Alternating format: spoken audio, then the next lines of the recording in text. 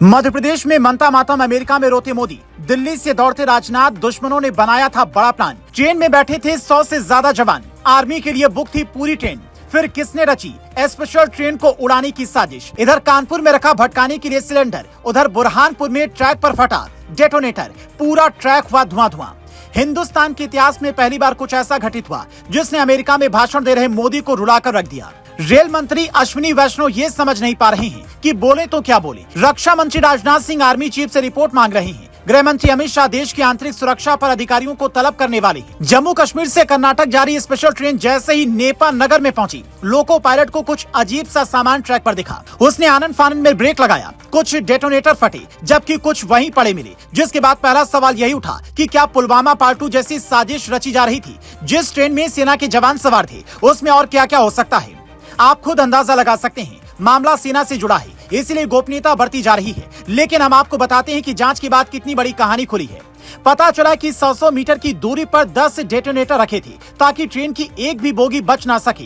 ये मामला इतना बड़ा था कि तुरंत दिल्ली से एनआईए की टीम जांच के लिए पहुंचती है। मध्य प्रदेश पुलिस की स्पेशल टीम जानकारी जुटाने में लग जाती है। लेकिन जानकारी जुटाना इसीलिए मुश्किल था क्योंकि डेटोनेटर अक्सर रेलवे के कर्मचारी भी इस्तेमाल करते हैं। फॉग या कोहरे के समय इसका इस्तेमाल ड्राइवर के सिग्नल के लिए किया जाता है, लेकिन इसमें कुछ ऐसा भरा नहीं होता है जिससे खतरा बढ़े। लेकिन ट्रैक पर जो 10 डेटोनेटर मिले हैं, उसमें हर वो सामान भरा होने की बात सामने आई है जिससे सेना को ज्यादा नुकसान पहुंच सकता था। इसलिए पूरी रात जागकर टीम ने हर संदिग्ध की लिस्ट निकाली। एटीएस से लेकर एनआईए तक के सिंघम ऑफिसर ने अपने अपने मुखबिरों से सूचना जुटाई और आखिर में साबिर नाम का एक रेलवे कर्मचारी पकड़ा गया, जिसके बारे में दावा किया जा रहा है कि किसी ने रेलवे ट्रैक पर यह सब रखवाया था। अब साबिर को माइंड वॉश करके किसी ने ऐसा करने के लिए कहा था या फिर उसका कोई पाकिस्तानी कनेक्शन है, इसका खुलासा फिलहाल नहीं हुआ है। लेकिन जिस तरीके से एक रेलवे कर्मचारी को पकड़े जाने की बात सामने आई है, उससे साफ पता चलता है कि दुश्मनों ने इस सिस्टम के अंदर पैठ जमाना शुरू कर दिया है। अगर ऐसा होता है तो फिर इसे रोकना होगा। फिलहाल जांच एजेंसियों के सामने सवाल ये भी है कि ये डेटोनेटर क्या रेलवे की ओर से दिए गए थे?